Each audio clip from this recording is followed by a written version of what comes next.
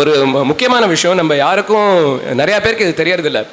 1877லேயே நம்ம பெரியவா அப்போ 65வது ஜெகத்குரு சங்கராச்சாரியர் ஸ்ரீ சுதர்ஷன மகாதேவேந்திர சரஸ்வதி சுவாமிகள் அவர் ஒரு பஞ்சாங்க சதஸ் நடத்தி அப்போ இந்த திருக்கோட பிரத்யக்ஷம் ஜோதிஷம் சாஸ்திரம்னு இருக்குது.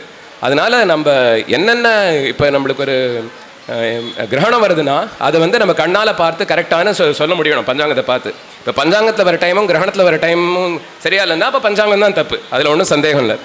அதனால் அப்போ பாரம்பரிய வாக்கிய பஞ்சாங்கத்துக்கும் இந்த திருக்கணித்தத்துக்கும் வித்தியாசம் ரொம்ப ஜாஸ்தியாக போயிட்டு இருக்குங்கிறதுனால இவா திருக்கணித்தத்தை ஆதரிக்கணும் என்று 1877 கார்த்திகை மாதம் டிசம்பர் 13ஆம் தேதி ஒரு சதஸ் வச்சு தீர்மானம் பண்ணான்.